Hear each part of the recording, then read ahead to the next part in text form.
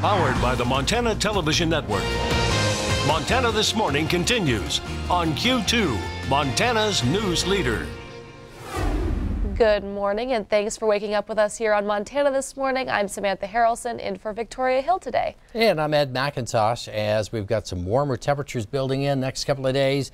If you like the summertime readings, we really got a good taste of them. That sounds good. Let's take a look with the first interstate ICAM. This morning, we're just getting started with the day. Of course, sunrise getting a little bit later in the morning at 52 right now. Southwest wind at about 14 miles an hour. So there is a little bit of a breeze, but that southwest wind is going to help boosting those temperatures up through the afternoon. Looking for temperatures this morning, mainly in the 50s. So overall, we're warmer than we were yesterday. Judith Gap and Roundup both reporting 48 this morning, and Reed Point said 47 a few minutes ago. Statewide, very similar 40s, 50s. But you see a little stream of moisture moving in south of Missoula around the Butte area. That moisture feed could help create a few isolated storms for us later in the day, especially from Billings towards the west. Temperatures today are going to be sunny. Well, it's going to be sunny and the temperatures are going to warm up, but we do have some smoke up in northwest Montana to get the morning started. That may actually ease up here through mid-morning and early afternoon. Temperatures into the 80s for the highs today. The clouds increase will bring in an isolated storm potential for later in the afternoon. And yesterday we had be late for something days. Today is fight procrastination day, because we want to give equal time to both people who don't want the time and people who do. If that makes any sense. Does that make sense? Yeah, I think kind of. Sure. Yeah. Yeah, sure. No, it's a good day though. After you were late yesterday for something, fight procrastination, be maybe a little early today. You can maybe meet in the middle somewhere. Aren't you kind of putting off reading the news headlines right now? Why do you have to call me out like that? It's fight procrastination day. All right, well, see you later, Ed. I'll get to the news. Okay. The biggest mystery in Washington this morning is who the senior Trump aide behind the anonymous New York Times op-ed titled, "I am a part of the resistance inside the Trump administration." The Times is defending its decision to allow the author to contribute anonymously, saying their job would be in jeopardy if his or her identity were known. And last night, President Trump seemed to confirm that in a series of tweets. CBS's Laura Podesta has details.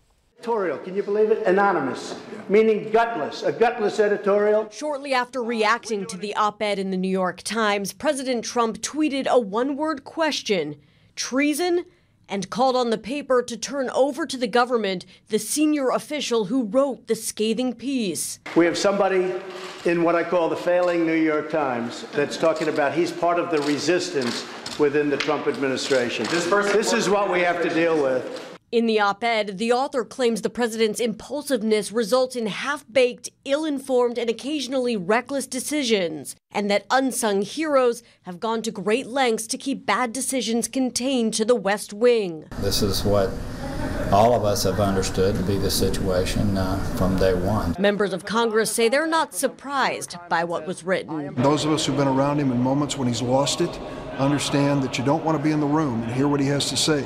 And God forbid, be in the room when he's about to make a terrible decision that will hurt this country. A New York Times spokesperson said the op-ed, quote, adds significant value to the public's understanding of what is going on in the Trump administration from someone who is in a position to know. Laura Podesta, CBS News.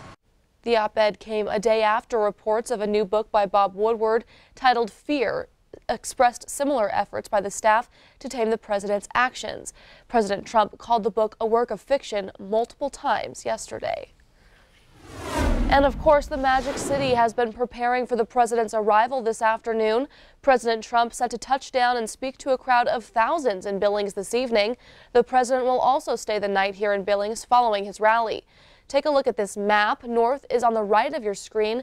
You can see the DoubleTree Hotel in the center of the screen where the president will spend the night tonight.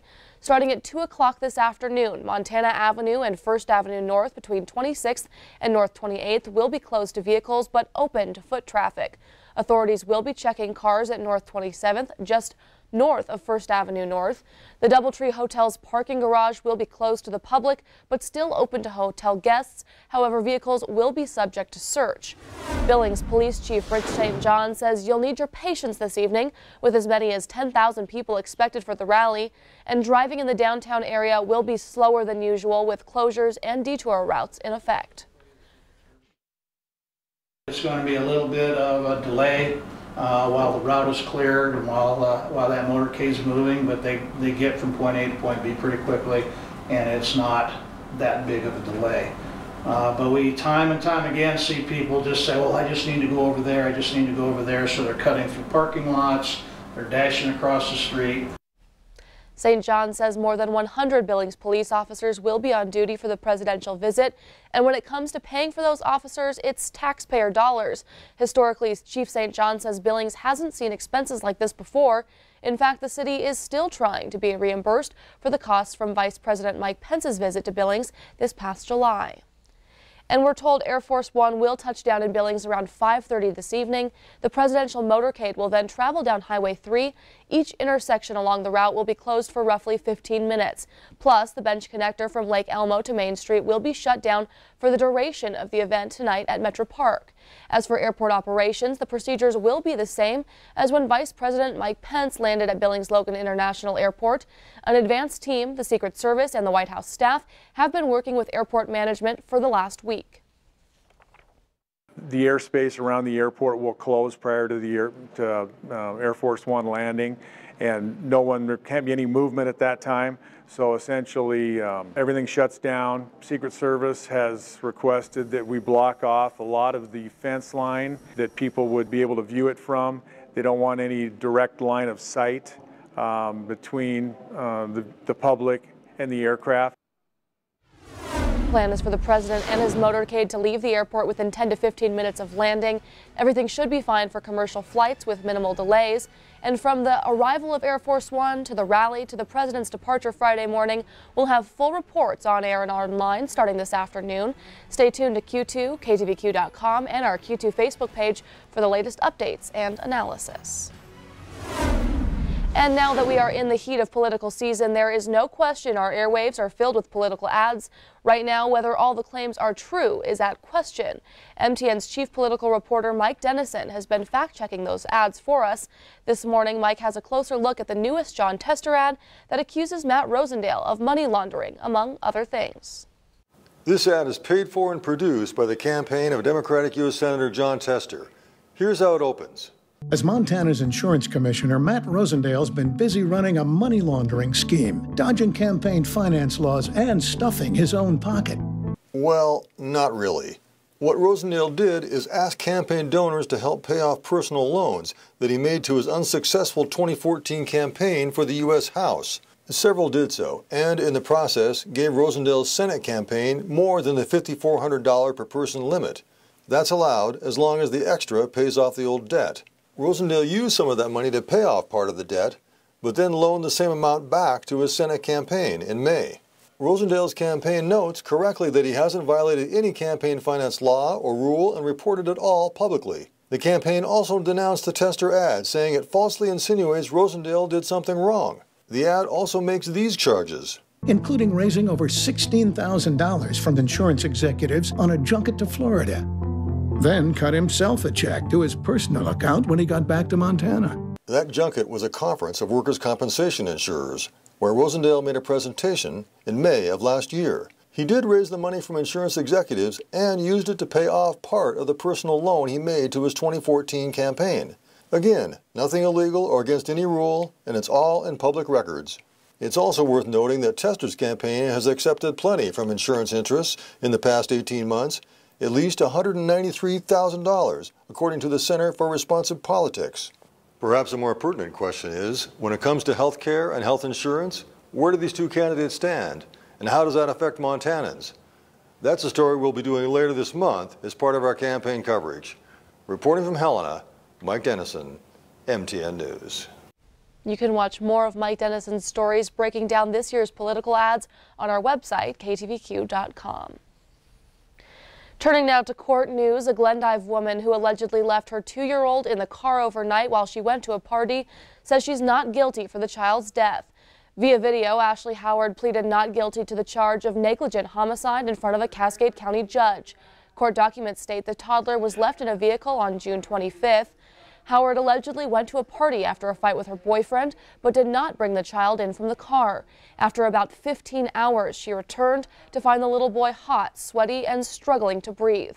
He was flown from Glendive to Billings with a body temperature of 107 degrees, but was removed from life support a short time later. She is held in the Dawson County Detention Facility on $100,000 bond. Her trial is set for April 15th. And in other news this morning, the Montana Motor Vehicle Division is ready with a new website to help inform the public about the state's new Real ID compliant driver's licenses. The website will allow people to navigate through the information about the new Real ID. The most visible change to your driver's license will be a gold star in the upper right-hand corner. The website also includes information about cost and what documents you'll need with you to get a Real ID. A Real ID will become available in Montana in January of 2019. The state has applied for an extension to allow those older IDs to remain in use until January of 2020. The state will find out if that extension has been accepted or denied later this month. We are very excited about our new website because we believe it will give our customers the very best information for them to be able to make a decision as to about whether or not Real ID is the correct choice for them, and then what the process is in order for them to get a Real ID. After the November elections, the Motor Vehicle Division plans to unveil a new campaign to keep people up to date on the status of Real ID in Montana. And when it comes to getting sick after air travel, it may not just be the hours spent on a plane full of strangers. A new study finds those trays you use at airport security checkpoints, they can carry a lot more than just your luggage and personal items. Danielle Nottingham reports. Airport security is designed to keep us safe, but experts say it can also pose a health risk.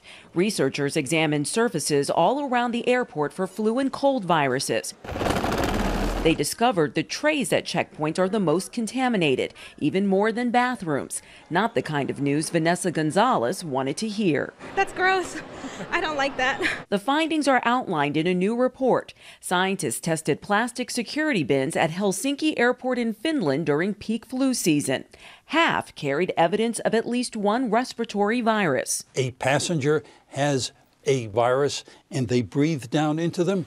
They can deposit a little bit of virus along with their shoes and their luggage into the bin. Vanderbilt's Dr. William Schaffner says overall, the bins are not a major source of infection. Colds and flus are mostly spread through the air. Somebody has the virus and breathes it out. I'm within 3 feet and I breathe it in. That's how these viruses are spread. Experts say it's important to regularly wash your hands when you're traveling. Advice Amy Wallace already follows. I go to the bathroom, wash my hands if I'm traveling with my kids.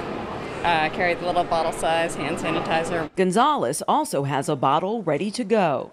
You have to have hand sanitizer. Researchers behind the study say airports should have sanitizer available at security to help make sure travelers don't bring a virus on their trip. Danielle Nottingham, CBS News, Los Angeles.